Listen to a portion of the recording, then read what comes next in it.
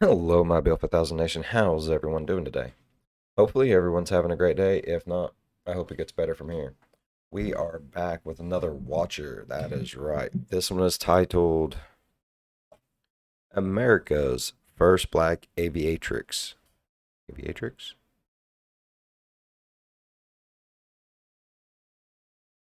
I don't know what Aviatrix is. It like Aviator, the female version of Aviator?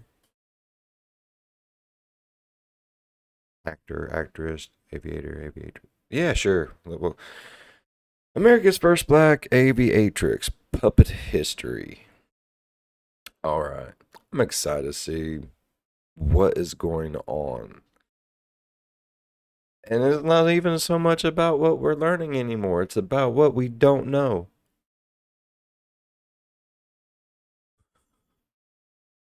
Why the lotion? Alright, I'm excited to get into this story. If you're excited as I am, go ahead, turn them lights down low, put on something comfy, go up with someone special. Let's get learned. Yeah, learned. Ooh, let's do that. Ooh, let's do that. Welcome one and all to Puppet History. Today... Hello, Professor. Thank you again for having me on your wonderful, wonderful, fantastic show here. It's always a treat, always a pleasure. I enjoy getting to learn something new and having a good time with you guys. Let's get into it. We're taking an ever-winding look at yet another chapter in the heavy, heavy book we call History, while our guests ruthlessly compete for the coveted title of History Master. I'm your beloved little host, the Professor. Thank you. Ryann Bergara, are you ready?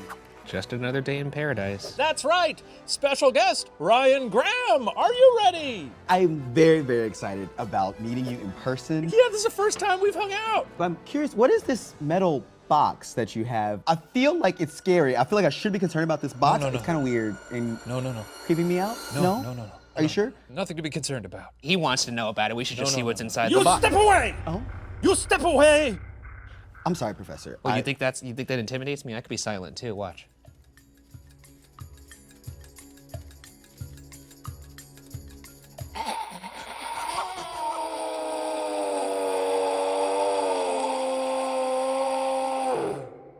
You guys ready to learn? Let's learn. Then let's crack in! What the fuck? What's going on? Oh, Well, God. you know what? We actually ran into this last time when we had our little Zoom season, but I think if memory serves me, the protocol here is to go with Ryan for Ryann Graham and Beef Boy for our little Beef Boy. Actually, it's Beef Man now. Ladies and gentlemen, Beef Man. All right, now, Beefman. to begin, have either of you ever been on an aeroplane? Yeah. Oh yeah. Love flying. What's the craziest thing you've done in an airplane? Unfortunately. Craziest thing, well, I mean, drinking the water on an airplane, because apparently it's really Oh dirty. yeah, don't order the coffee on the airplane because Yeah. it's bad. It's poop water. I drink coffee on every airplane I get on. Okay. Okay. Today, it's easy to take for granted how easy it is to spit in God's face and soar like angels above the clouds. Of course, it wasn't always like that, especially if you weren't a rich white guy. Buckle up, because today we're talking about the first black aviatrix, Bessie Coleman. Oh, that is so exciting. Wow, I did not know that's what we were going to be talking about That's today. what we're talking about! I'm very, very pumped.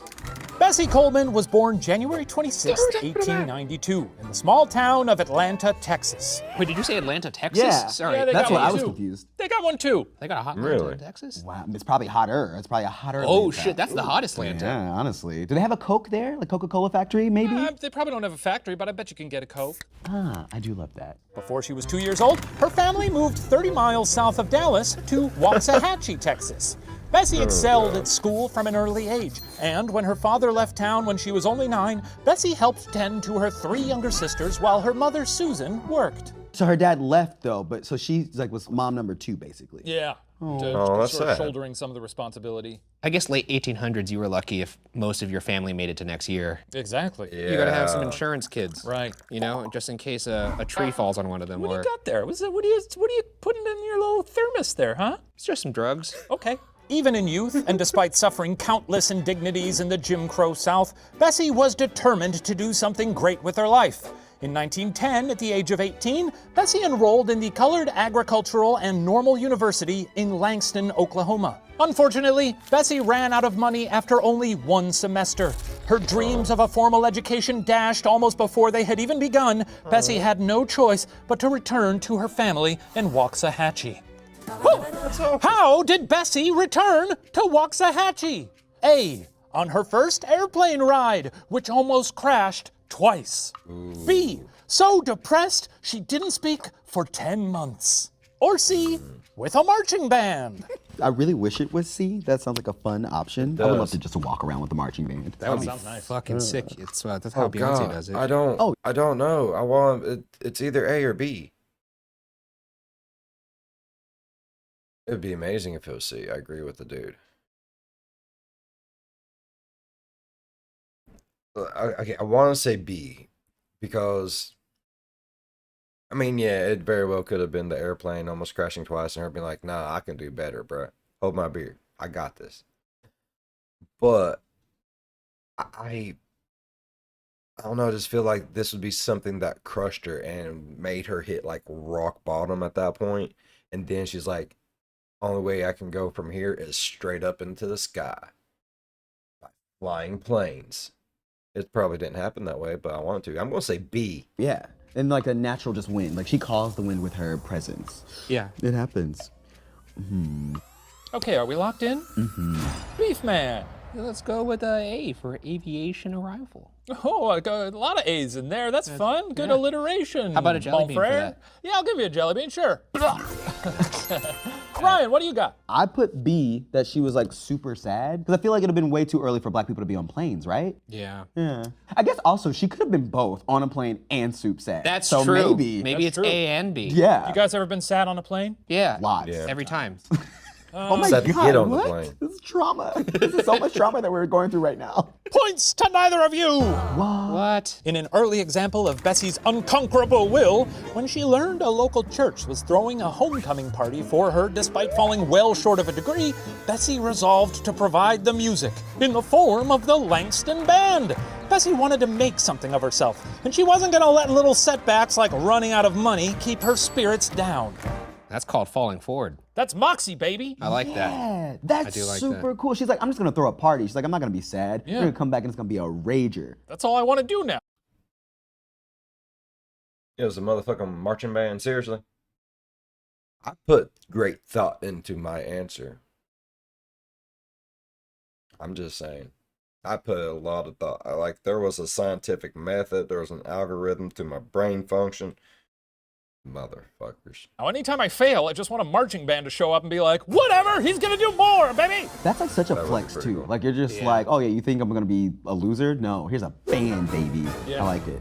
Back home, Bessie began working as a laundress. What's that? When you put it like that, it is pretty cool, but still. You do laundry. Oh. Yeah. But she knew she would have to leave Waxahachie again to achieve her dreams. All right, now stop me if you've heard this one before, but Bessie had to move home and bust her ass at a job she didn't love to save up some cash before her next big move, with little more than her outsized dreams keeping her moving forward. For the next 4 or 5 years, Bessie's dreams were stoked by the printed words in the Chicago Defender. One of the most important black newspapers in the early 1900s, the Chicago Defender boasted a circulation upwards of 250,000 by its peak. Bessie read copies brought south by railroad porters, taking to heart the paper's message to quit the South for the North in the Great Migration. In 1915, at the age of 23, Bessie set off for Chicago, where her brothers Walter, 35, and John, 29, already lived with their wives. Jesus, she had quite the separation in age from her brothers. 29, 35, I don't She's know. 23, that's 6 years. No, that's, yeah. I feel like that there's a good spread. Like they spread it out to where it's like, you know, this kid's successful, let's have another. Yeah, we did makes good. sense. Let's do another. Yeah. Yeah, this one was fine. Or maybe we didn't plan to do another, and Hey, love is also- love, yes, and. man. Love That's is right, love. that's right. You just can't keep it all in. You can't keep it all in, I know, right? You know what? Good job. I'll give it a little jelly bean for the beef, man. Why did you say it like that?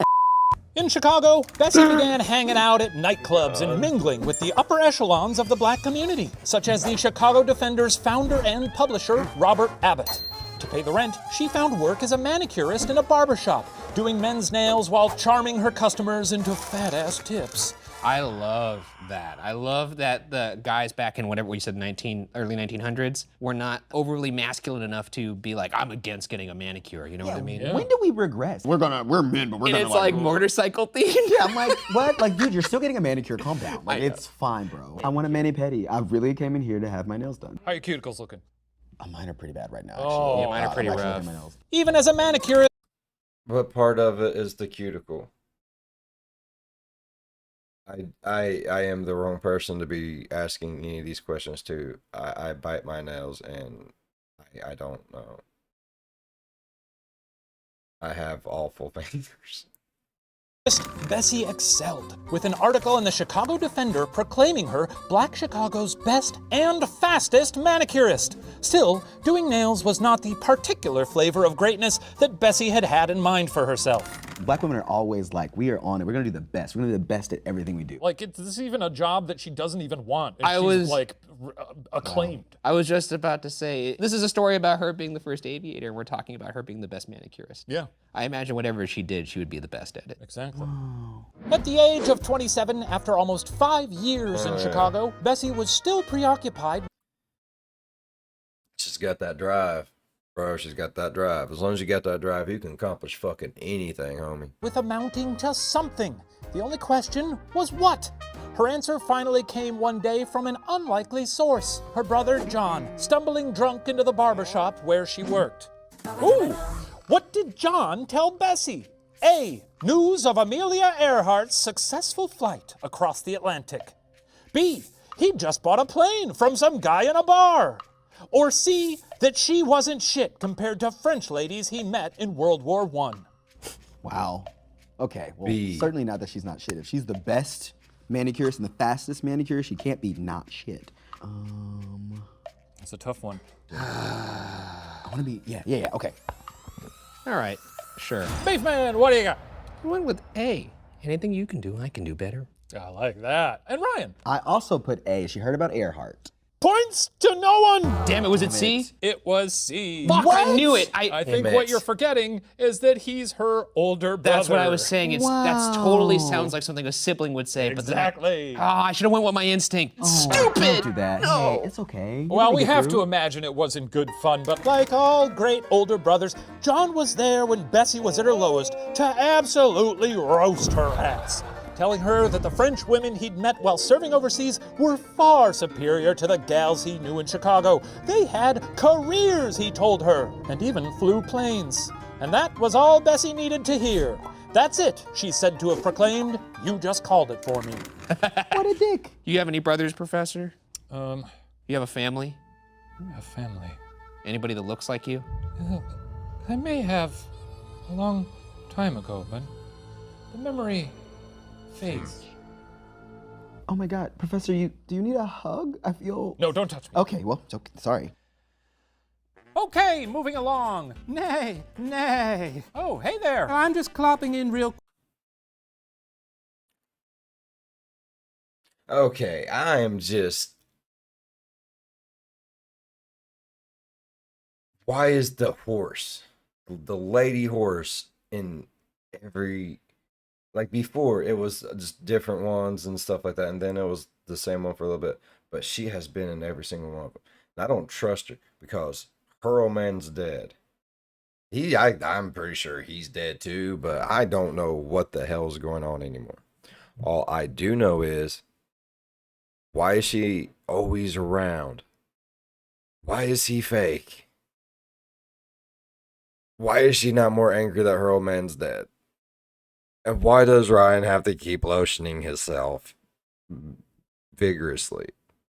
quick to thank Wondrium for sponsoring today's episode. Oh, we love the folks at Wondrium. Genuinely, it's a really great brand fit. Uh-huh. It really Hey, is. Professor, I've been inconsolable ever since my sweet husband, Stanley Murphy Melvin, perished. But at the same time, a horsewoman has needs. And so I've been hitting the dating scene looking to get some action from some studs. Yeah, dating isn't easy, though. And do you know what I've found after trotting around town with an endless parade of absolute hot dolts? Intelligence is what really gets my numerous needs knees wobbling. And that's where Wondrium comes in. Wondrium searches far and wide to bring you trusted, respected, and inspiring experts and non-fiction storytellers who have led over 6,000 hours of video courses, documentaries, and series. They've got a carefully curated collection of short and long-form videos, tutorials, how-tos, travelogues, documentaries, and more. Hey, you want to learn about Prague? How about checking out The Great Tours, Experiencing Medieval Europe, hosted by Renaissance historian Kenneth Bartlett, in which he takes you on a thrilling tour of some of Prague's most breathtaking architecture, including the Old Palace, where one of the most prominent defenestrations took place. Oh, there are so many gargoyles, and they are straight up freaky. Anyway, Wondrium genuinely loves puppet history so much that they reached out about extending our viewers a free trial. Go to wondrium.com/watcher. That's WONDRIUM.com/watcher and get learning. Your brain will thank you. Wow, that's incredible. Thank you, Wondrium, and thanks, Dorothy Ruth. Well, I'm off to conduct a seance in an attempt to contact my sweet, dead Stanley Melvin Murphy. Goodbye, Professor! Nay! See you later. Okay, where were we? Ah, yes. Now, if John hadn't dunked on his little sister that day, the world might never have known Bessie Coleman. But Bessie had finally settled on what she would do to leave her mark.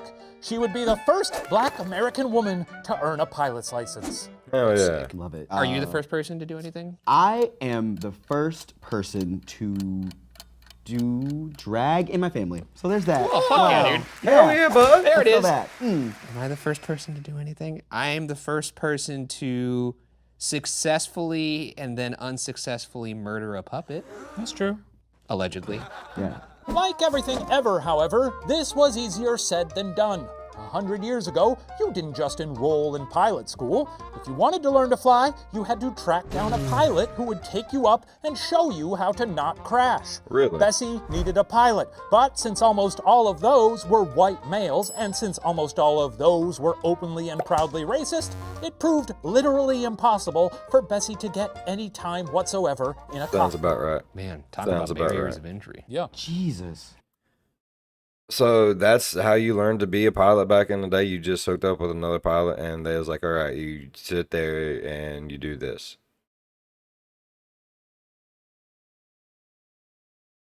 Yeah, it's kind of like, I mean, that's kind of what you do anyways, just it's more professional, I guess, now.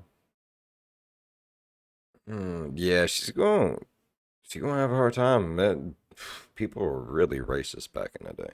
I'm not saying a lot of people are much better nowadays, but back then it was a lot more common, and I guarantee you it was like nothing but the 30-something white guy people, that club that nobody wants to be a part of, up there flying around in their planes, and then a black girl comes in, they're like, what?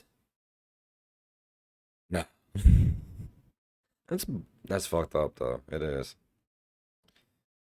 Oh, I'm glad she did it, though. I feel like, why does racism have to stop so many things? I feel like what Exactly. would happen if we all just didn't do it?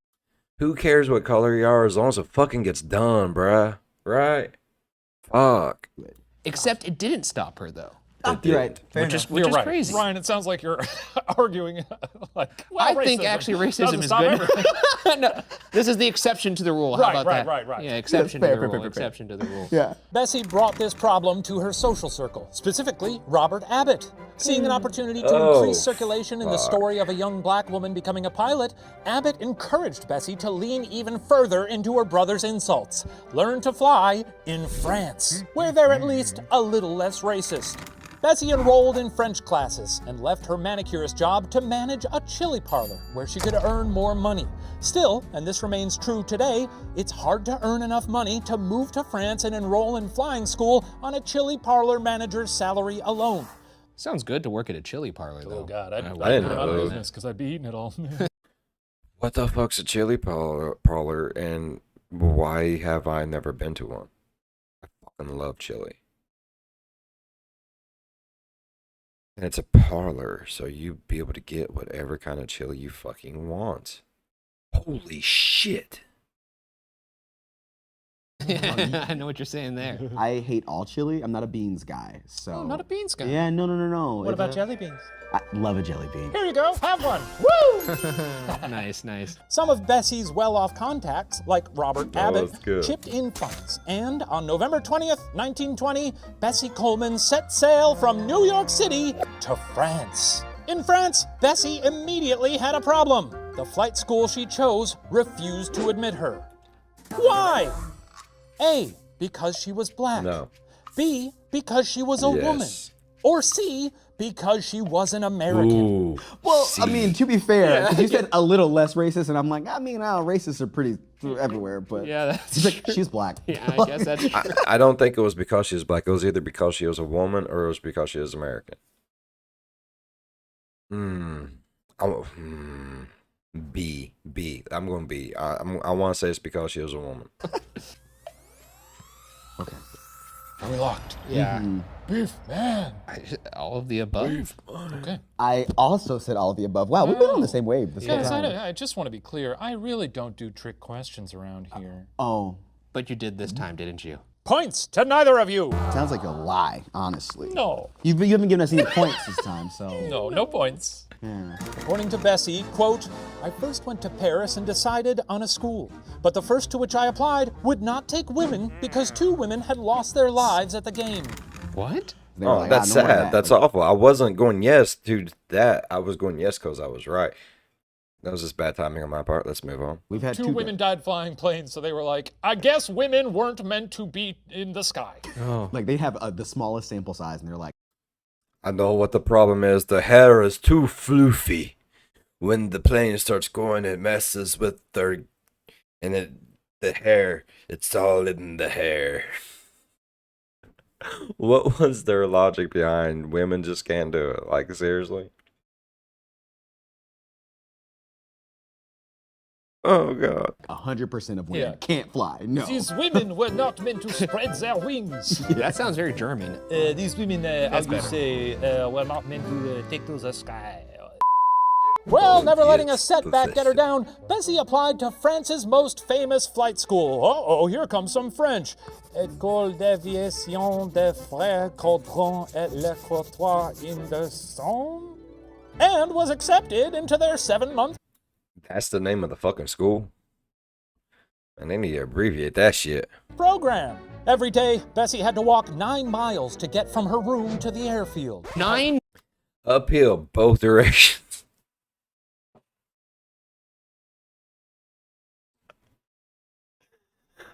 9 miles to school, uphill, both directions, in the snow.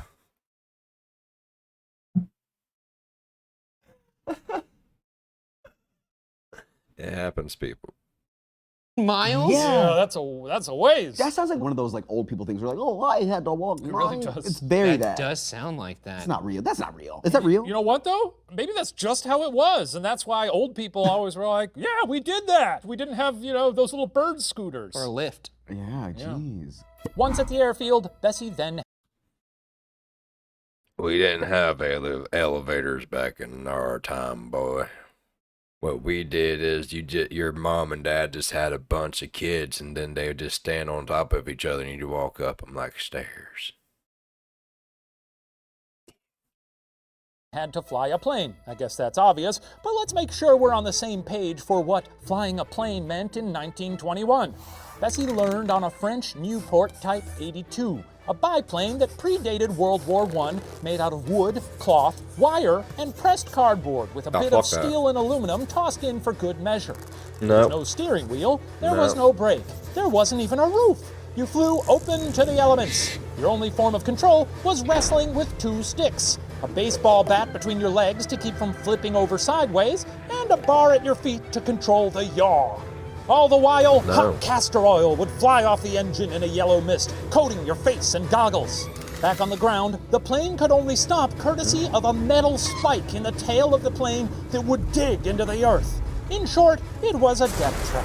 But that did not deter Bessie, even after witnessing one of her classmates die in an accident. As Bessie said, quote, Damn. "It was a terrible shock to my nerves, but I never lost them. I kept going. Hell yeah. Anybody who flew a plane during this era deserves the Congressional Medal of Honor. Yeah, That's that sounds fucking terrifying. insane. All of that sounds like you're going to die. I'm like, that's not women's fault. That just sounds awful. Why did anyone fly? If you sit in a seat made out of wood that's in the sky, you're out of your mind. On June 15th, 1921, Bessie Coleman earned her pilot's license from the Federal. The part that got me was pressed cardboard. Bro. Okay, anyone ever have like a really cheap coffee table, like you have no other option, whatever the case may be? I don't care what the situation is, but one of them really cheap coffee tables and you just don't think about set something down on it, and the next thing you know, there's that ring and it just swells and then it just looks like shit, and you're like, it was only there for like 5 seconds because I forgot. Man, I would not want to take a plane that has that shit in it up into the clouds where it's moist. And next thing you know, it just... Same. Aviation Aeronautique Internationale, the first African-American woman in history with such distinction. She sailed back to the States, and on September 3rd, 1922, at Glenn Curtis Field in Garden City, New York, Bessie Coleman flew in her first American air show to a crowd of between 1,000 and 3,000 spectators. Was her brother one of them? And was he like shitting himself? I sure hope so. I would make sure he has a front row seat. Fuck you, John. Rewarding Robert Abbott's early financial support, Bessie gave a full account of her time in France to his Chicago defender. Bessie quickly and naturally stepped up as the role model she never had, challenging others, saying, quote, "We must have aviators if we are to keep up with the times. I shall never be satisfied until we have men of the race who can fly. Do you know you have never lived until you have flown? Of course, it takes one with courage, nerve, and ambition, but I am thrilled to know we have men who are physically fit. Now what is needed is men who are not afraid of death." Wow. She's calling everybody shot. Just be like, get the fuck up in those planes. I also love that she lifts up other people. That Yeah. is like, they say that like when you lift up a woman, women tend to lift up other people way more than men do. So I'm like, it's cool that she's like, I'm in this space, you know what I'm gonna do? Make other people also be in this space. Having already made history, Bessie now faced Hell a yeah. more persistent challenge. If I'm gonna succeed, I'm dragging you motherfuckers with me. Be a man, don't be a little bitch about get up in the plane. Look, it's just made out of cardboard. It's fine. I would be scared shitless. Okay, I'm petrified of heights for one. No. Well, there will never be a time in my life where I'm just standing in front of the mirror, butt-ass naked, pondering my life, saying, I think today I'm going to fly a plane. That time will never come. It won't.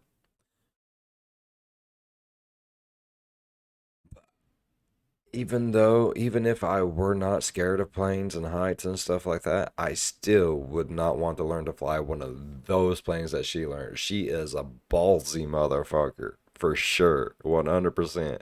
Mad respect for everything she's done, accomplished, and all that. Cause my ass ain't getting up in no plane built out of cardboard and metal and paper and aluminum and wire and a baseball bat, man. No, fuck you.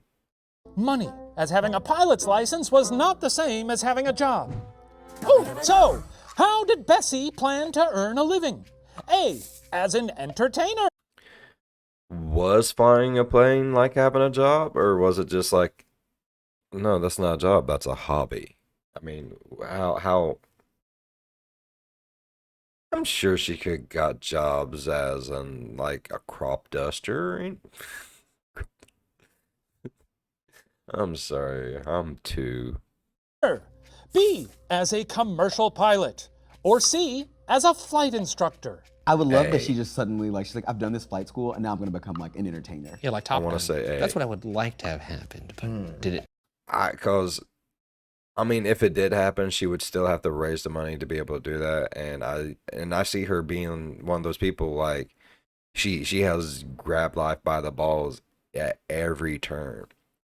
So, and she's not one of those people who, oh, I don't want to do something like that because it's beneath me to make money. I'm going to do whatever I got to do to make my money. I say she entertained people with her piloting and acrobatics that she eventually learned how to do in the plane. and then maybe saved up money from that and opened up a school for maybe even people of color, like maybe a school like that, because it was so hard for her to do it over here. Because, you had to be with someone who was a pilot, and, like they said, 90-some% of them was probably just white guys who were racist as all get out. Ooh, so can I pick multiple answers? Because I want to say she entertained people until she opened up her own school. Yeah. Actually happened. Okay. Beef man. I'm gonna go with C. They wouldn't want her to fly them, but they would be like, I guess you could teach. I said C as well. The student becomes a teacher. Well, this is a moment for celebration because we've got a sea dogs out there. 2 C's. Or, please bark. Or. Ryan! Beef man, bark! We're not moving along until you bark. Thank you. I hate myself so much right now. Points, 2. Neither of you. Oh, great. Okay. After all that, I feel, well, why do we have to son of a- bark? Now I'm angry. Oh my God. You said you were nice. That's actually quite mean. He's laughing like the Joker. Commercial airlines, as we think of them, were still a ways off. And to be a flight instructor, you had to have a plane, which Bessie did not. That left entertainment. Planes were, after all, still pretty new, and people were more than willing to pay to watch pilots defy death, just like when Segways came out. Oh, wait a second. You tricked us. I thought when you said entertainer, you meant just nothing to do with flying. Yeah, I was thinking like she became like a jazz singer. Yeah, that's what I was or, thinking. I never said that. Well, That's I didn't think that either. Y'all just, damn. That's why I'm the smart one in the group. Like I said, I that's what I thought she did. I thought she entertained, because either way, even if she did become an instructor or anything like that, she would have to get stuff. She would have to make money. She would have to supply her own stuff. So I figured no matter what she did end up doing, she would have to entertain to at least save up money. I really hope by the end of the story, she opens up her own, like, school. Aviation school? Is that what? No, I never said I feel like that. this was a misleading That's a question. misleading No, question. no, It was no. a poorly worded question. Yeah, at No, minimum. Yeah. Yeah, that was pretty bad. I think that was bad. I think that one's on you. You guys was just having too much fun. Y'all wasn't paying attention. See, I'm sitting back here being all learned and shit. Yeah. What did I say she did as soon as she got to the States? As soon as she got to the Shades? At their peak, air shows could draw up to 50,000 people, and for an additional fee, spectators could even hop into a plane for a short ride with the Barnstormers after the show. With a full understanding that she was in the entertainment business, Bessie began promoting and self-dramatizing. She told the New York Times that she had learned to fly during World War I when she was in France with a Red Cross unit, a lie that nevertheless enhanced her draw. What's a little embellishment, Gotta sell tickets, you A know? little embellishment, I feel like the best entertainers are that way. Marilyn Monroe was that way. Her Yeah. story has always been dramatized. That's what social media is, Yeah. She's just like an OG influencer. Well, after her first shows, Bessie proved to be such a draw that she began receiving offers to entertain not just at altitude, but on solid ground as well. She signed a contract to star in a feature film, but backed out a few weeks later when she learned the opening scene would feature her in tattered clothes and a walking stick. She found the depiction disrespectful, reportedly saying as she quit, "No Uncle Tom stuff for me." Yes, know yourself, know your worth. I love that. Despite rejecting Hollywood, Respect. Bessie still set her sights on California, where, thanks to a sponsorship deal with Oakland's Coast Tire and Rubber Company, she was able to buy a Curtiss JM4 for $400. The plane, known as a Jenny, was already considered obsolete, but it was hers. With this final obstacle cleared, the sky was literally the limit for Bessie Coleman. She got a plane. Wow. Okay, good. You started to scare me there. I thought this was going to take a tragic turn. So I was kind of right. She entertained until she had money to get her own shit. Like then she crashed the plane. Yeah, because we are on this show and nothing good ever happens on this show. Well, no. things that happened a long time ago almost always end in death. Unfortunately, time passes. He's got a Everybody point. dies. Everybody dies. On February 4th, 1924, 10,000 people gathered at the new fairgrounds at Palomar Park in Southern California to see Bessie Coleman fly in her very own plane, sponsored by the good folks at Coast Tire and Rubber. Unfortunately, the crowd that day was less than wowed, with many demanding refunds, accusing Bessie of making them a sucker in a, quote, bunko game. Just some old-timey shit. Oh, Yeah. got you. Yeah. This is bunk. This is like, nah. Huh. Why was this event considered a bunko game? A. Bessie's stunts were outdated and boring. B. Bessie never showed up.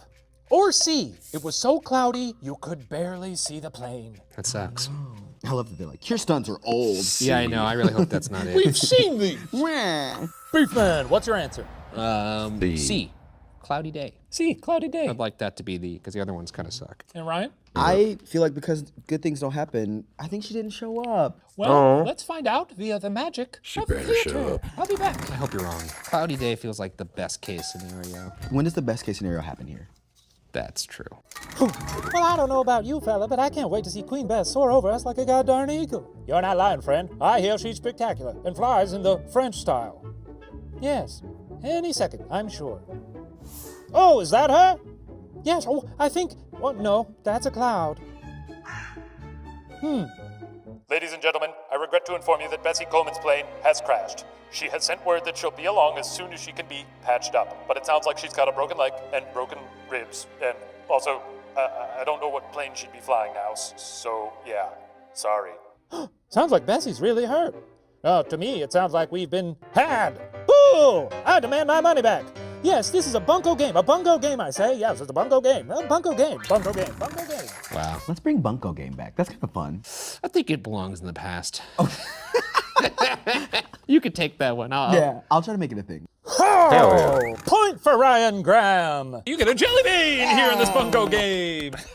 Yes, Bessie never made it to the fairgrounds in Palomar Park because shortly after taking off in Santa Monica, her rickety old plane smashed into the ground. Feared dead, thankfully, Bessie had only been knocked out, along with a broken leg, broken ribs, and a cut-up face. Upon regaining consciousness, And now she broke as a motherfucker. Everyone's angry because they think she's a bunko game. And she ain't got no plane because she crashed. It sounds all bad now, Professor. It does. I like the band-aids on her face, though. Bessie pleaded with the doctor just to patch her up so she could still fly out to the show. Again, I'm not sure what plane she would have used, but that proved impossible. Bessie didn't leave the hospital for 3 months. Wow. Holy shit. You Why? respect the hustle. She wanted to get back up there. It's like Frida Kahlo when she painted in her bed. It's like she still wanted to be a part of her art and her craft. Wow. Why She wasn't seems like she someone allowed who to could leave have for benefited 3 from like a months? long rest too. She's been going on like pretty hard for a long going. time. Yeah, lie down in the bed, catch up on Stranger Things or something. I don't know. In 1927. Bessie returned to Chicago and, for the next couple years, struggled to get her career airborne again. Meanwhile, her dreams had only grown, using her time healing to lay the groundwork for a flight school that would welcome Black Americans. Hell As yeah. Bessie said, quote, "Blacks should not have to experience the difficulties I have faced, so I decided to open a flying school and teach other Black women to fly. For accidents may happen, and there would be someone to take my place." However, starting a flying school meant buying planes, which meant somehow earning money, which meant Bessie would have to get back to barnstorming. Barnstorming is just what they call when you show Fine. up, put on a show. You got that, right? Oh no, I was lost there. A airplane show is called barnstorming? Yeah. I only knew that because I was a big Peanuts fan. So Of like Peanuts as in the characters, the cartoons? yeah, the cartoons. Yeah, No, he just loves those little nuts. yeah, I'm a big fan of Peanuts. Yeah, I was like, sure, what does that have to do with I'm a big Peanuts fan. Bessie eventually started gaining traction doing air shows in borrowed planes in Texas, sometimes ending her show by passing controls off to a co-pilot so she could parachute from the plane. That's sick. Baller. Does That's she still have the badass. scar? Because can you imagine parachuting down with this big scar? Oh like, yeah, yeah. Oh, like a big Zuko scar across her Yeah, face. that's nice. I like Wow. That's Bessie was badass. like a that. Badass. badass. She's just a badass. Though she was desperate She's to an- buy another plane of her own, She's an action movie star. Bessie refused to compromise what she knew was right for an easy buck. Before a show in her hometown of Waxahachie, organizers informed her there would be separate entrances for white and black spectators. Bessie refused to fuck. fly until the entrances were combined. Hell Another yeah. show, at the annual flower show thrown by the Orlando Chamber of Commerce, was to be for whites only, until Bessie refused to fly, opening admission Hell to yeah. black citizens as well. Finally, Bessie had some influence, and she was sure to use it to push for equality. That's sick. Yeah. Yes. I I love love that. it. Again, uplifting more people. Like, you have to use your power. The point is, if you find yourself with an advantage or a privilege in life, use it for good. What have you done? I guess I got murdered. Oh, wow, that got dark. That's a strange answer to that question. By saving money from touring, not just by barnstorming, but also on the safer lecture circuit, in April of 1926, Bessie had finally gathered the money needed to once again buy her own plane. Another old-ass Jenny for sale in Dallas. Why would you buy the plane that you like crashed the first time? That makes me nervous. Is she gonna make it out of this? I think she is. He's playing with us right now. He's fooling around. You're late on us. What happened? Where's Betsy? Okay, well, 24-year-old mechanic William Wills received Bessie's plane and flew it from Dallas to Jacksonville, where Bessie was waiting to perform her first show in her own plane. Wills made the journey with 5 stops, 2 of them emergency landings, as the plane was in pretty bad shape, arriving in Jacksonville on April 28th, 1926. Oh, God.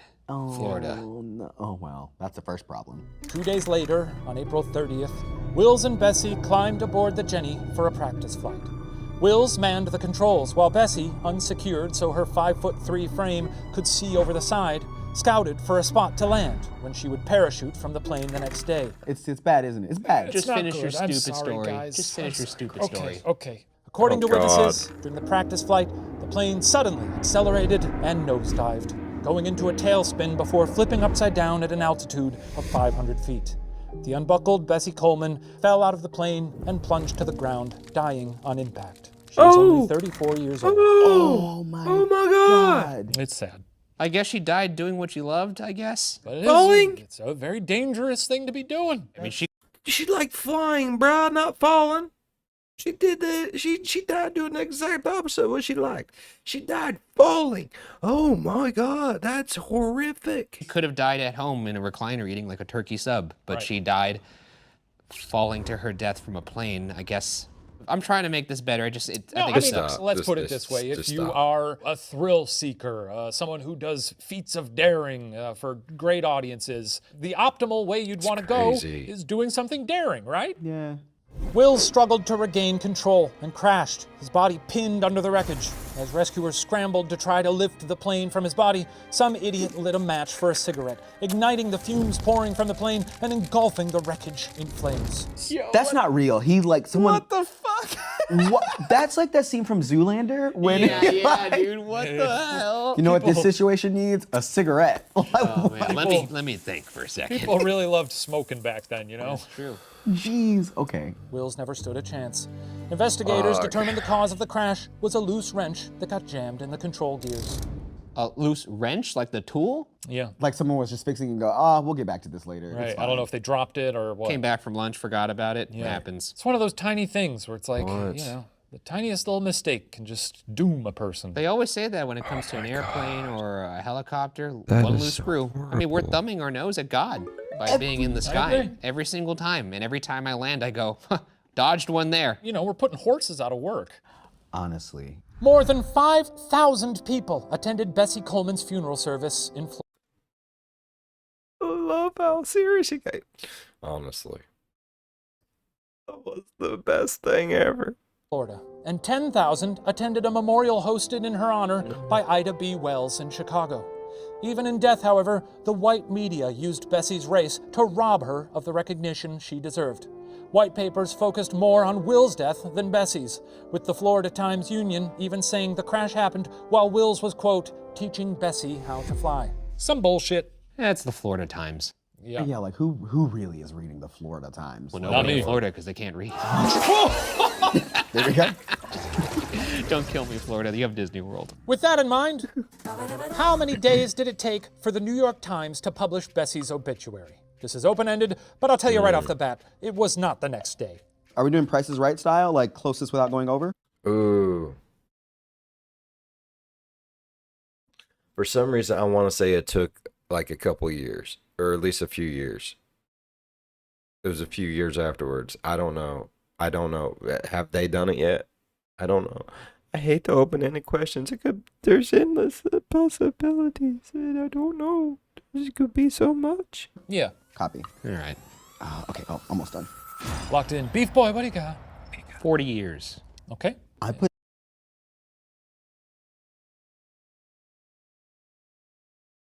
How many years did I say? Okay, let's get scientific up in here. Let's do some math. Carry the one.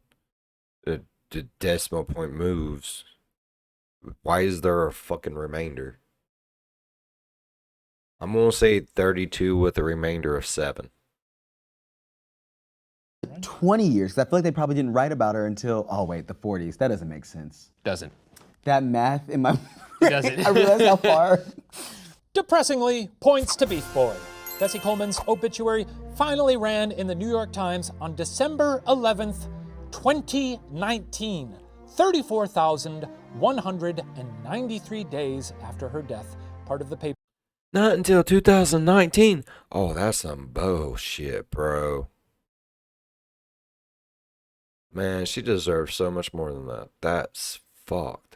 Overlooked series. I shouldn't be smiling at that. That's insane. Wow. It's just ludicrous. Ludicrous. Her whole legacy just went unknown. Like, no one said Yeah. anything about it. It was just kind of like, oh, this lady died and blah, blah, blah. Right. And it wasn't until, like, literally after Black Lives Matter that, like, people were like, we should talk about this. Let's talk about that. All right. Oh, wow, that sucks. Well, in 1929, another famous black aviator, William J. Powell, started the Bessie Coleman Flying School in Los Angeles, picking up the dream that had driven Bessie to continue despite setback after setback. Though her life was cut tragically short, Bessie had already broken through so many barriers and achieved the goal she'd set for herself back as a girl in Texas. She had certainly made something of herself. As the When we get to the part where we get the song, I really hope it's the plane. Folk Journal and Guide wrote after her death, quote, "Whether they take it or not, Miss Coleman has taught our women that they can navigate the air. And like all pioneers, she has built her own monument." Wow. Late, but yes. Yeah. I believe she's going to be on a U.S. quarter next year. Well, that's good. Yeah, if that's the end of the story. Really? Huge pile of bullshit that she's gone unrecognized for so long. But holy shit, I mean, what an accomplished woman. Yeah. Truly. Yeah. Every time something stopped her, she was like, I'm going to come back bigger and better. Yeah. And that's what I want to take away with me. Whatever she did, she vowed to be the best at it, and she was. If every time I lost and I had a band celebrate, my life would be a musical. Yeah, it would. Because I lose a lot. Well, that concludes our history lesson. I'm going to go tally the scores to see who receives the title of History Master. While I do that, please enjoy the special performance from a cute little clown. Goody. Damn. I was really hoping it was a plane. Or a barn. You know, it's really lonely up here for us clouds. Yeah, we love it when you little human Why'd the cloud guy look so derpy for? weirdos come to visit us. So few of you take the trip, though. Are you so content with being down there in the dirt, lowly? Is bravery in short supply?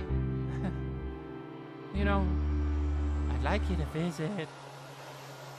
Hey, you! Down there! You ever thought about maybe taking to the air?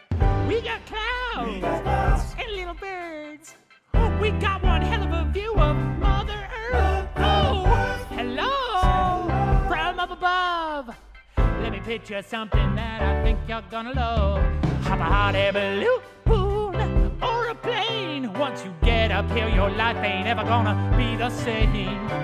And sure, it's dangerous to hop aboard a plane and just forget about the life that you knew. But get your ass on a flight, hit the gas, hold on tight, and rocket skyward toward that beautiful blue. Come on up to the sky.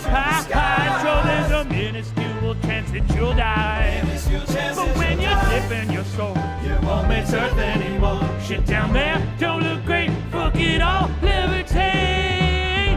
I see ya there on the ground. I can't believe you dorks let gravity hold you down. Look at me, floating free, ain't I? Oh, dude's fucking loving every minute. Richardson, they're like, I mean, it's catchy, but damn. And you got me and this dude just like, yeah. I love it. The cutest little cumulus you ever did see. Don't be fooled, I'm a little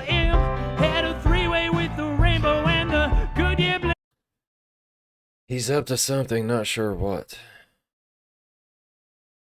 Is he trying to warn us? Ryan, what do you know, sir? You can too. Just take the ride, leave all your woes and all your baggage from below behind. And sure, it's dangerous to hop aboard a plane, but trust your instincts and you'll know what to do. Just get your ass on the flight, hit the gas, hold on tight, and rocket skyward to the beautiful blue. Come on up to the skies. Sure, there's an itty bitty chance that you'll die.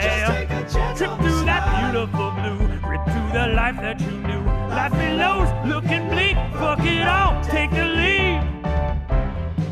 This is unrelated, but I'll tell you, from way up here, you really see some crazy stuff. I saw the whole JFK assassination, and I know exactly who did it. I can't tell you who, but I can tell you, they did that. Anyway, let's get back on track with some scatting. What the Skip fuck? it, bap a doo pa pop, scoop bang, and a diggle piggy whip pang. Ooh, ah, ooh, come on up to the sky. Sure, there's a pretty solid chance that you'll die. But when you dip in your soul, you won't deserve anymore. Shit down there, don't look great. Fuck it all, levitate, get your ass on a flight. Hit the gas, hold on tight. Come on up.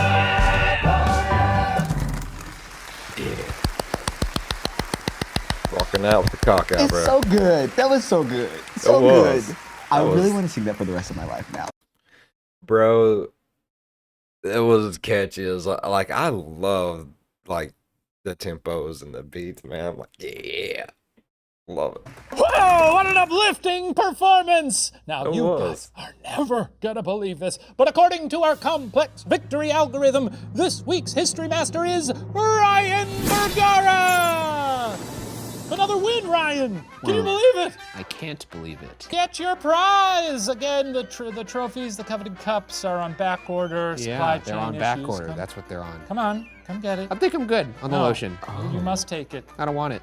You must. I don't want it. You don't want to be dry. You want to be well moisturized. Wow, look at this lotion that I'm definitely gonna put on my skin. Oh, it feels so good. Good. So good. Ryann Graham, thank you so much again for joining us today. For the rest of you at home, thanks for watching Puppet History, where the details are always a little Lotion. fuzzy. We'll see you next week. Bye-bye. It puts on the lotion. And the light from those stars takes eons to get here. In a way, they're the messengers of galactic history. But, son, if I fly really high, I could probably still eat one, right? No, I'm sorry, Dad. I told you, he's always flying up there trying to eat them, getting all lightheaded and passing out, dropping out of the sky like a sexy little rock. I just want to taste the twinkle treats. You want twinkles? You look into my eyes. In the future, people make pictures out of the stars and tell tales about them. Constellations, we call them. Yeah, actually, now that I look up there, I don't really recognize any of these stars, though. Oh, let's make some new constellations then, huh? Oh yeah, that sounds fun. Oh, okay. How about, there. Hey, that one looks like my favorite rock. Hey, honey, that one rock, right? He loves this rock. Oh, man, it's cold, it's hard, it's heavy, it tastes bad, it's exquisite. Oh wait, look up there. Those look like that little bird that's always tweeting. There's a little bird? This scrimpy guy in the forest always going tweet-a-doo. You know, I sat on your egg a long time, a lot of cold, rainy nights. And when things were dark and scary, I just listened to that little dingus singing his tune. Because if a dumb little bird can survive till sunrise, so can I. Oh, that is so sweet. Okay, wait, my turn. Oh, hey, look there. That one looks like Beef Boy. Son, you can't just say things. Oh, Ryan. He was my friend. You know what? You guys would have liked him. He was a weird guy. He was kind of nasty to me, but I guess I was kind of nasty to him. Oh, well, sometimes we're a little nasty when we're not paying attention. I bit one of your father's toes off once. Oh, she did, clean off. We were in a tangic frenzy. I said I was sorry, but we kept going. She did. She said she was sorry, but yeah, it's gone. I'm sure if you apologized to Beef Boy, he'd forgive you. Yeah, maybe. So can we talk about my rock more? Or Well, sure, Dad. He's really passionate about this rock. This one time, I took a nap on the rock, right? It was sunny, okay? And I had what do you call it, sunny? A dream. Oh, right. Yes, a dream. Okay, so yeah, I saw my toe. Except my toe had wings of its own.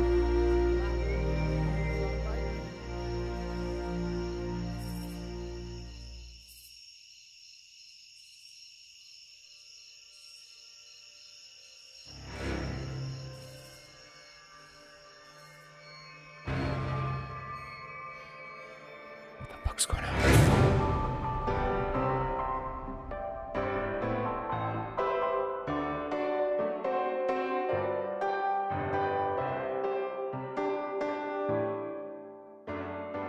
Why does the professor not recognize any of the constellations?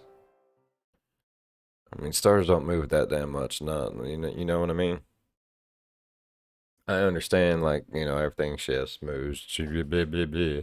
Things could look different, but why does he not recognize any of the constellations? What the fuck is going on? I don't understand any of it. I'm scared.